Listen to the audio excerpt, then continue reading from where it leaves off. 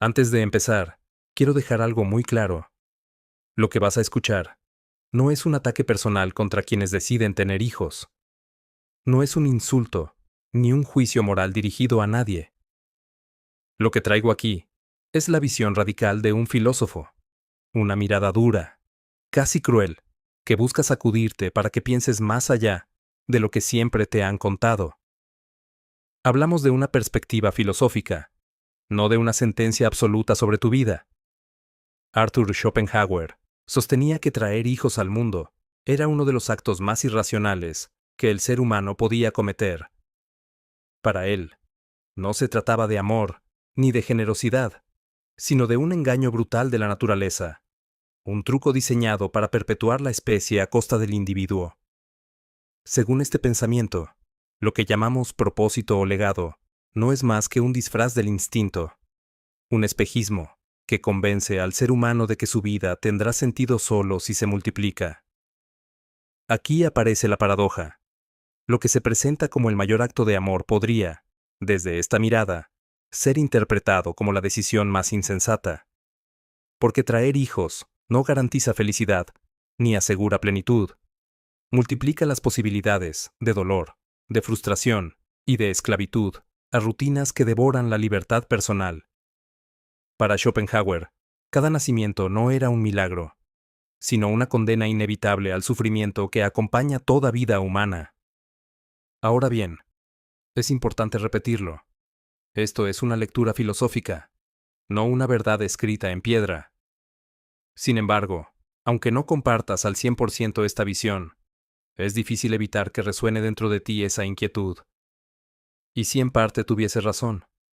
¿Y si lo que damos por sentado como la decisión más lógica y natural es, en realidad, una de las trampas más profundas de la existencia? Cuando pensamos en la idea de tener hijos, solemos imaginar sonrisas, recuerdos felices, fotografías que algún día nos harán sentir que todo valió la pena. Pero rara vez se menciona el precio psicológico oculto detrás de esa decisión. Y no hablo solo del cansancio, ni de las renuncias obvias. Hablo de algo mucho más profundo, el sacrificio de la identidad. Porque en el mismo instante en que un hijo llega al mundo, tu vida deja de ser tuya. Tus proyectos, tus sueños, tus pasiones, todo pasa a girar alrededor de esa nueva figura. Y lo más inquietante es que ni siquiera te das cuenta del momento exacto en el que te pierdes a ti mismo. Esa pérdida de identidad conecta con otro fenómeno silencioso, la idealización del sacrificio. La sociedad glorifica al padre y a la madre, que renuncian a todo por sus hijos, y los convierte en ejemplos de virtud. Pero si lo observamos con la lupa de la filosofía, ¿qué significa realmente esa virtud? Significa aceptar de manera sumisa una cadena invisible, aplaudir la desaparición de la individualidad como si fuese algo noble.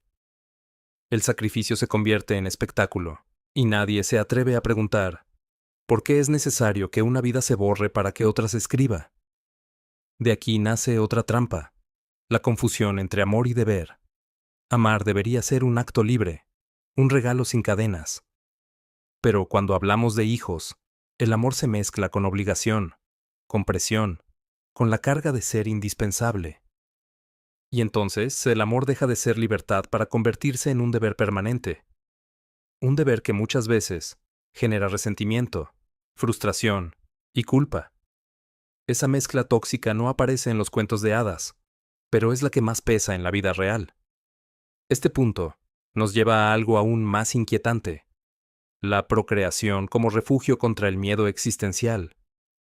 Cuando no sabemos qué hacer con nuestra vida, cuando sentimos el vértigo del vacío, tener un hijo se presenta como una salida mágica.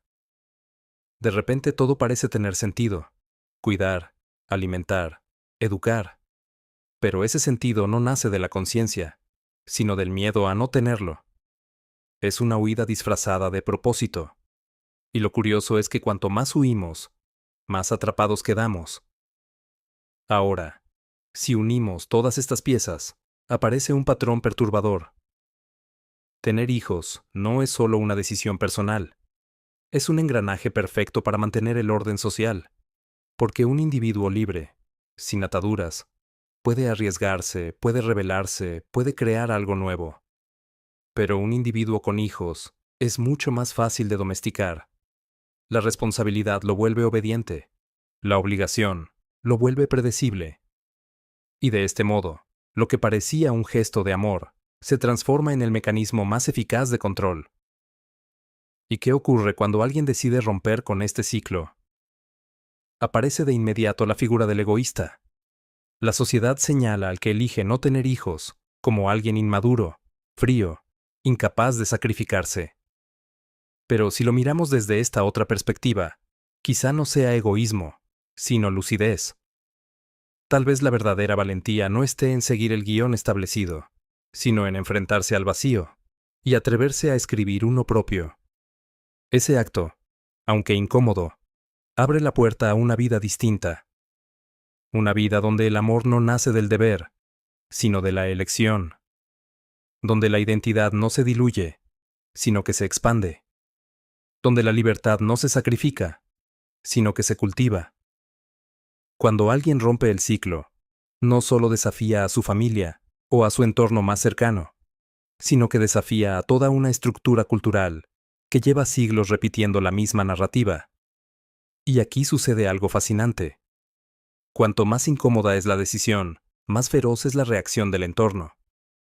Es como si la simple presencia de alguien que elige no tener hijos funcionara como un espejo que obliga a los demás a cuestionar sus propias elecciones. No es odio real.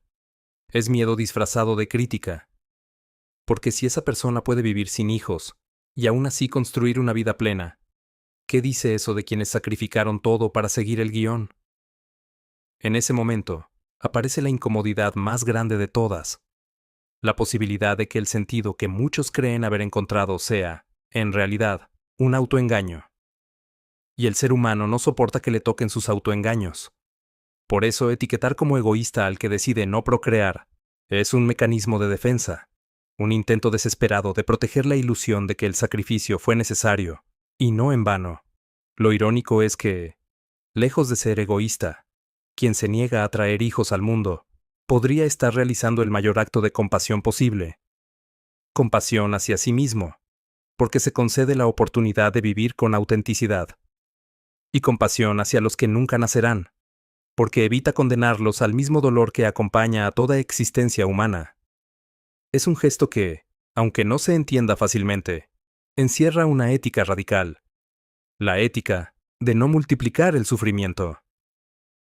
Aquí es donde el pensamiento de filósofos como Schopenhauer adquiere un matiz brutalmente actual. Porque lo que él denunció hace siglos sigue estando presente hoy. Seguimos confundiendo tradición con verdad. Seguimos disfrazando de virtud lo que es puro instinto. Seguimos llamando amor a lo que muchas veces es miedo. Y romper con todo eso no es sencillo. Requiere un coraje que muy pocos están dispuestos a sostener. El coraje de vivir sin guión, de aceptar que no habrá aplausos, de caminar por un sendero en el que serás juzgado, señalado, incluso rechazado. Pero piensa en esto. Cada avance real en la historia ha nacido de alguien que se atrevió a soportar ese rechazo. Cada cambio profundo comenzó con un individuo que prefirió cargar con el peso de la incomodidad antes que repetir lo que siempre se había hecho. Y tal vez, en el terreno de la vida personal, ese acto revolucionario sea precisamente este: decir no, cuando todos esperan un sí. ¿No es acaso más valiente enfrentarte a tus propios demonios que traer al mundo un hijo para usarlos de escudo? ¿No es más honesto reconocer tu vacío y buscar llenarlo con conciencia, antes que disfrazarlo de propósito a través de la procreación? Quizá el verdadero valor no esté en sacrificarse ciegamente, sino en construir una vida en la que cada elección nazca de la lucidez y no de la costumbre.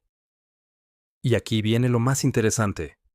Esa decisión no solo transforma a quien la toma, también abre un resquicio de posibilidad para los demás.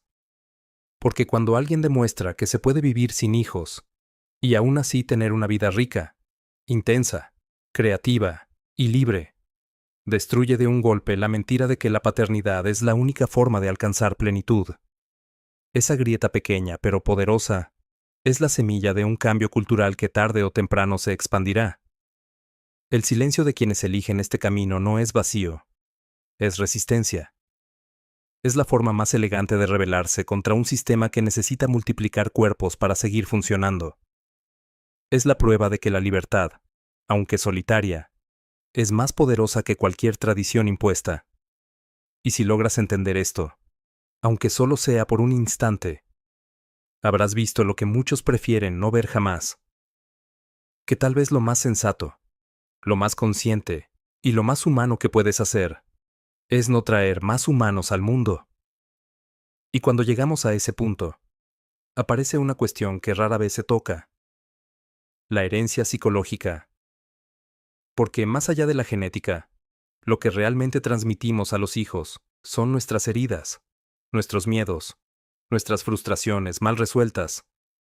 Creemos que al darles la vida les entregamos un regalo, pero lo que a menudo reciben es un paquete cargado de inseguridades, traumas y vacíos que ni siquiera nosotros supimos manejar. No son páginas en blanco, son espejos que terminan reflejando aquello que nunca quisimos enfrentar en nosotros mismos. Imagina por un momento la paradoja. Alguien trae un hijo al mundo pensando que con él logrará sanar su dolor, pero lo único que consigue es duplicarlo. El niño crece sintiendo la presión de llenar huecos que no le corresponden, de ser la razón de la felicidad de otro. Esa carga, aunque invisible, pesa como una losa. Y aquí está lo escalofriante. Muchos adultos arrastran esa misma herencia de sus propios padres y, sin cuestionarlo, se la transfieren a la siguiente generación. Así se repite el círculo, disfrazado de amor, pero construido sobre una cadena de heridas que nunca sanaron. Si lo pensamos fríamente, ¿no es acaso absurdo? Cada generación, repitiendo el mismo error, con la esperanza ingenua de que esta vez todo será diferente. Pero la vida no funciona así. Nadie nace como un antídoto para las cicatrices de sus padres, y, sin embargo, millones de personas creen lo contrario. Es el autoengaño perfecto. Delegar en otro la misión de darle sentido a lo que tú no supiste resolver. Y esto conecta con algo aún más profundo: la incapacidad de estar solos. El silencio de la propia existencia aterra tanto que preferimos llenarlo con la voz de un hijo, aunque esa voz venga acompañada de responsabilidades que devoran la libertad. No soportamos mirarnos en el espejo sin distracciones, y entonces buscamos en la paternidad un ruido constante, un pretexto para no escuchar la incomodidad de nuestra propia conciencia. Pero aquí aparece una revelación. Si eres capaz de resistir esa incomodidad, si puedes sostener el peso del vacío sin intentar taparlo con la vida de otro, entonces descubres un poder que muy pocos alcanzan. La capacidad de crear tu propósito desde dentro, de elegir cómo escribir tu historia, sin que nadie más cargue con tus miedos. Esa fuerza, aunque difícil de cultivar, es la que separa a quienes viven de manera consciente de quienes simplemente se arrastran de generación en generación, repitiendo siempre el mismo patrón. Y es aquí donde todo se enlaza. Lo que parecía una decisión íntima, tener o no tener hijos, se revela como una cuestión mucho mayor. Es un espejo que refleja cómo gestionamos nuestro miedo, nuestra soledad, nuestro dolor. Cuando lo miramos desde esa perspectiva, queda claro que la paternidad no siempre es un acto de amor. Muchas veces es un refugio contra nosotros mismos, un refugio que tarde o temprano termina desmoronándose. Y aquí llegamos al filo más afilado de esta reflexión, la pregunta que incomoda a todos. Si tener hijos multiplica las cadenas, los miedos y las heridas, ¿qué queda entonces como verdadera herencia? Queda lo único que jamás podrá ser arrebatado: la conciencia.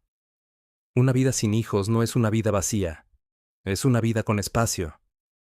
Espacio para conocerte, para explorar, para equivocarte sin arrastrar a nadie contigo, para reinventarte cuantas veces haga falta. Esa es la herencia más valiosa que puedes dejar, la prueba de que un ser humano puede vivir sin obedecer al guión escrito por instintos y tradiciones. Lo fascinante de esta idea es que no solo rompe con la biología, rompe con la historia. Porque cada vez que alguien decide no repetir el ciclo, abre una grieta en el muro de lo establecido. Y a través de esa grieta se cuela algo peligroso: la libertad real. Una libertad que no se compra, no se hereda, no se enseña en ninguna escuela. Una libertad que solo nace cuando eres capaz de sostener tu vida sin necesidad de justificarla en la existencia de otro. Esa libertad, aunque invisible, es más poderosa que cualquier apellido, más fuerte que cualquier descendencia. Y por eso quiero que hagas algo muy concreto. Si este mensaje te ha hecho pensar, si te incomodó o te dio una perspectiva distinta, suscríbete. Porque este canal no está aquí para repetir frases bonitas. Está aquí para abrir heridas que casi nadie se atreve a tocar. Quiero que me dejes una frase en los comentarios, como una contraseña secreta para reconocer a quienes llegaron hasta el final. Escribe: la verdadera herencia es la conciencia. Así sabré que formas parte de los pocos que no temen escuchar hasta el final. Y ahora sí, me despido de una manera que no olvidarás, no con un simple "nos vemos pronto", ni con un adiós vacío. Te dejo con una imagen que seguirá persiguiéndote cuando apagues este video. Imagina que tu vida es una casa. Puedes llenarla de hijos, de muebles, de ruido y de obligaciones. O puedes dejarla casi vacía, con paredes desnudas y silencio, pero con una ventana abierta hacia lo infinito. Tú decides si quieres una cárcel abarrotada o un vacío abierto. Y en ese vacío, aunque produzca vértigo, se encuentra el único lugar donde habita la verdadera libertad. Cierro aquí, pero cuidado. Lo que acabas de escuchar no termina conmigo, empieza contigo.